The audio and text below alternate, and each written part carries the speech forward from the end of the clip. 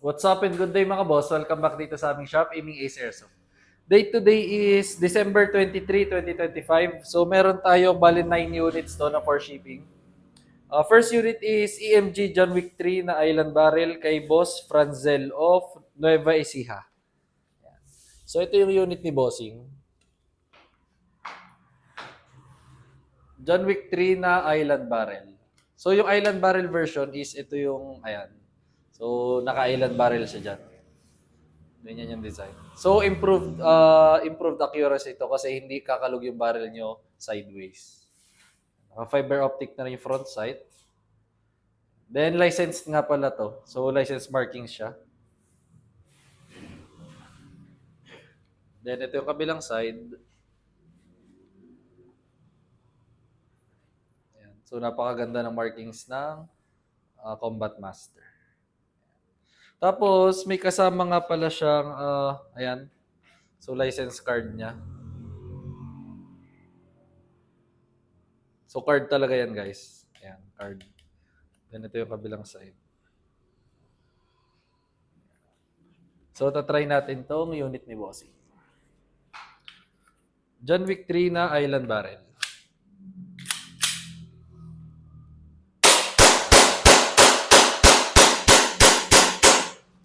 Slide lock, meaning wala na siyang BBs. So kapag ganyan, release magazine, then release the slide. Rest the hammer by pressing the trigger.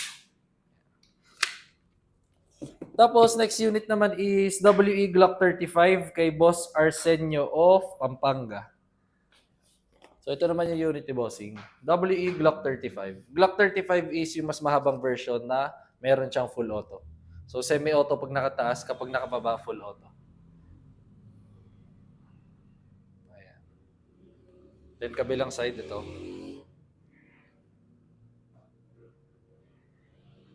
Try natin ang unit ni Bossing. So semi-auto muna. Full auto, baba nyo lang to selector. Then kapag magpo-full auto guys, burst fire lang. So wag nyong sobrang i-hold yung trigger na matagal. Para maingatan natin yung unit. Slide lang.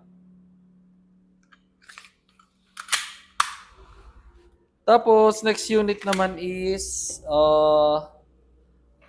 Double Bell 304B kay Boss Mark of Cebu. 304B is itong Sun Viper. So, Sun Viper, difference niya sa Pit Viper, Sun Viper made siya for red dot. Ayan. Kapag gusto niyo maglagay ng red dot, ayan. Kasi Pit Viper hindi siya malalagay ng red dot. Then kabilang side, may nakalagay na Sun Viper. Try natin ang unit ni Bossing.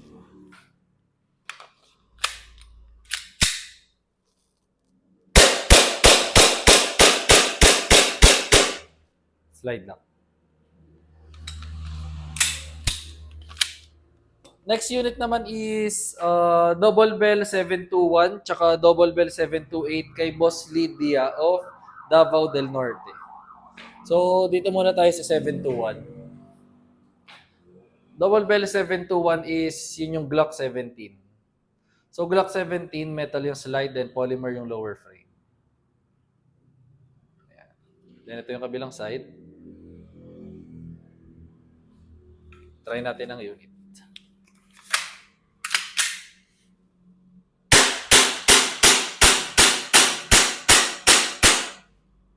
Slide lang. Tapos yung next unit naman ni Bossing is itong Double Bell 728. So ito yung 1911 na MEU. Metal slide, then metal din yung lower frame. Yan, itong grip is medyo parang rubberized siya.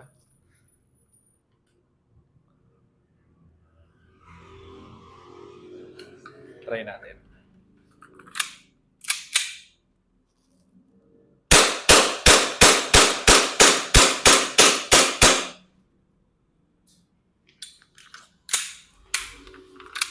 Tapos next unit naman is Double Bell 728 din kay Boss Charles of Metro Manila. 728 same lang din. Same lang din dun sa kanina. So, pakita na lang din natin na mabilisan.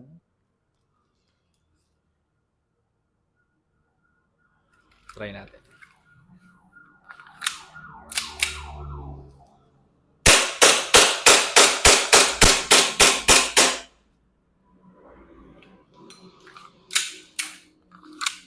And then, next unit naman is Double Bell 795-1 kay Boss Justin of Capiz. So, ito naman yung unit ni Bossing. 795-1 is ito yung Infinity. Infinity na high kappa. So, color silver siya. Available din to sa color gold. Then, kabilang side.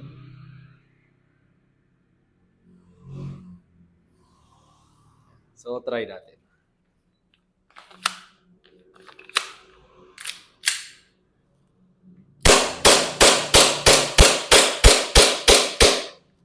Slide lang. And then, next unit naman is ENC 1102 kay Boss Richard of Ilocos Sur. 1102. Ayan, na black. So, ito yung 1102 ng ENC. Metal yung slide and metal yung lower frame. Polymer yung lower frame. Yan, makikita nyo may markings dyan Glock 17 dyan, 5. Napakaganda ng markings ng ENC. Complete marking siya. Then kabilang side.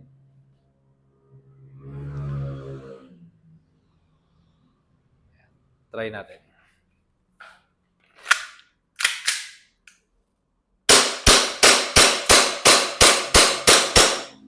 Slide lang. Tapos, ito, last unit na. So, last unit is ENC 1103 na LDE kay Boss John of Catanduanes. Ito naman yung unit ni Bossing. So, 1103 ng ENC is yun yung Glock 18C. So, meron din siyang semi tsaka full auto.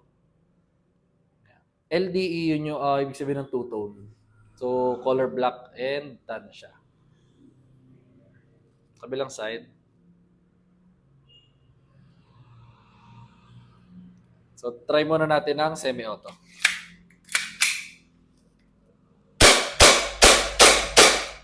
Full auto, baba nyo lang to selector. Then burst fire lang. Huwag nyo i-hold ng matagal yung trigger. Slide lang.